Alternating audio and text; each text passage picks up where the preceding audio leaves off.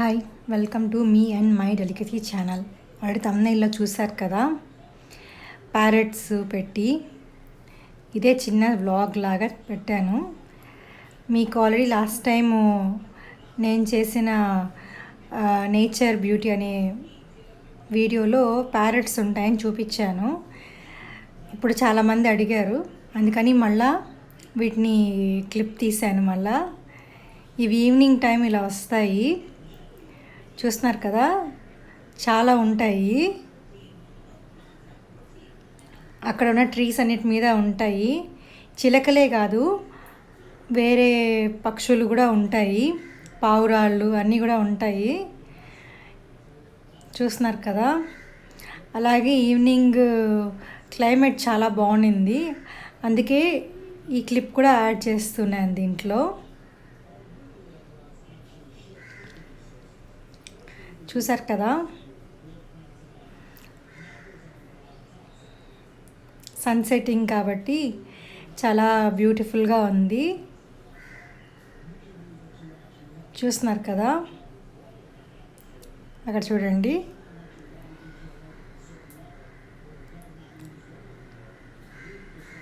మీతో షేర్ చేయాలని చిన్న క్లిప్ తీశాను.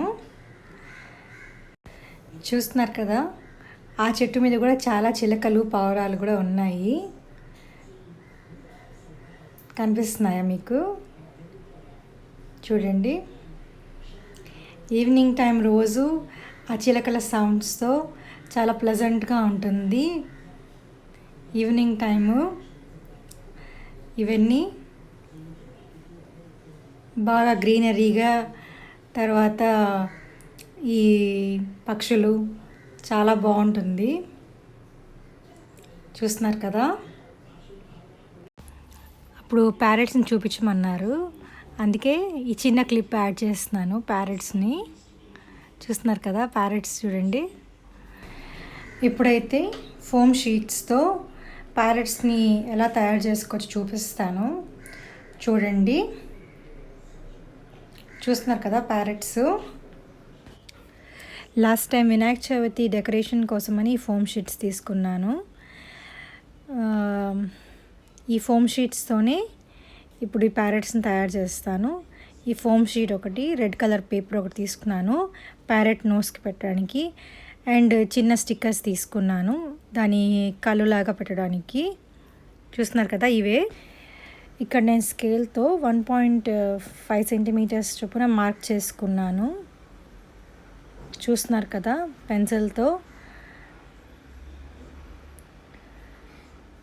మనకి ఎంత వెడల్పు కావాలో అంత వెడల్పు చేసి, ఇప్పుడైతే ఆ మార్క్ చేసుకున్నవి కట్ చేసుకుంటున్నాను లాంగ్గా. చూస్తున్నారు కదా, ఇట్లా కట్ చేసుకున్నాను.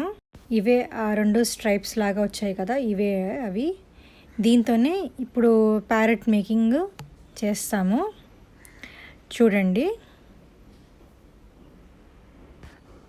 ఫస్ట్ ఒక పీస్ తీసుకొని దాన్ని ఇలా ఫోల్డ్ చేసుకొని పెట్టుకోవాలి. ఒక సైడ్ లాంగ్ ఉండాలి, ఇంకో సైడ్ షార్ట్ ఉండాలి. చూస్తున్నారు కదా. తర్వాత ఇంకొక పీస్ తీసుకొని దాని లోపలికి ఇన్సర్ట్ చేసుకోవాలి. ఇన్సర్ట్ చేసిన తర్వాత ఆ ఫింగర్తో క్లోజ్ చేసి దీన్ని అలాగా టర్న్ చేసుకొని ఫుల్గా రోల్ చేసుకోవాలన్నమాట దీని మీదగా. చూస్తున్నారు కదా, చేసుకొని దానిలో నుంచి ఆ పీస్ని కిందకి దించేసేయాలన్నమాట, ఇట్లా కిందకి. అది గట్టిగా పట్టుకోవాలి, లేకపోతే ఊడిపోతుంది.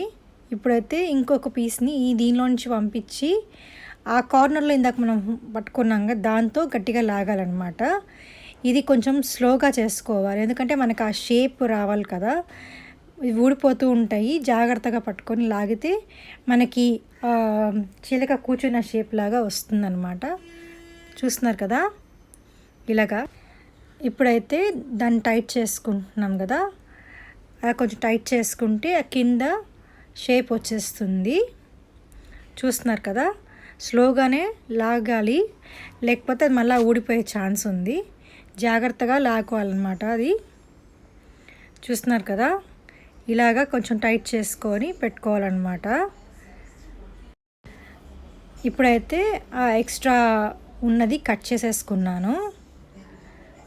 చూస్తున్నారు కదా, టాప్లో తర్వాత ఎక్స్ట్రాస్ ఉన్నది 2 కట్ చేసేసుకున్నాను. చూసారు కదా, తర్వాత స్టేప్లర్తో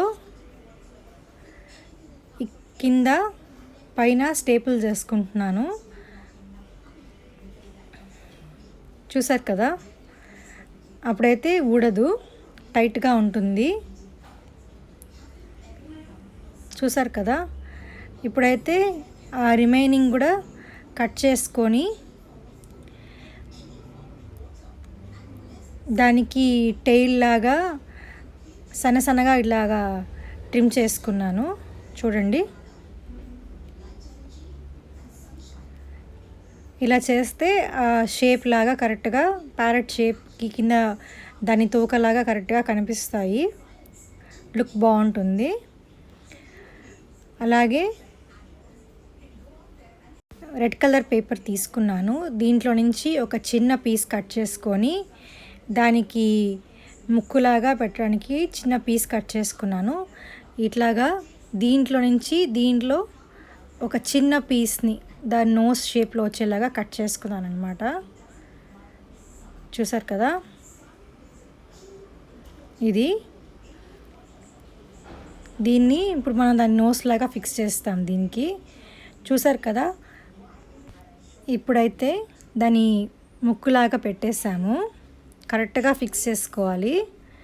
చూస్తున్నారు కదా, ఫిక్స్ చేసుకొని అక్కడ నేను స్టేపుల్ చేసేసాను. ఊడిపోకుండా, చిన్న పీస్ కదా, ఊడిపోకుండా స్టేపుల్ చేసేసాను. ఇంకా ఆ హెడ్ పార్ట్ కొంచెం సాఫ్ట్గా ఉండాలి కాబట్టి రౌండ్గా కట్ చేసుకున్నాను. చూస్తున్నారు కదా, కొంచెం ఎక్స్ట్రాసు ఆ షేప్ వచ్చేలాగా రౌండ్గా కట్ చేసుకుంటున్నాను. జస్ట్ ట్రిమ్ చేసుకుంటే సరిపోతుంది. చూసారు కదా, అంతే. చూస్తున్నారు కదా, మనకు ఆల్మోస్ట్ ప్యారెట్ రెడీ అయిపోయింది. చూసారు కదా, ఇప్పుడు వచ్చి ఆ స్టిక్కర్స్ పెడుతున్నాను కళ్ళలా కనిపించడానికి. చూసారు కదా, 2 సైడ్స్ పెట్టాను స్టిక్కర్స్తో. చాలా సింపుల్గా ఉంది కదా. ఇలాగే చాలా ప్యారెట్స్ చేసుకొని మీరు వాల్ హ్యాంగింగ్ చేసుకోవచ్చు, చాలా బాగుంటుంది.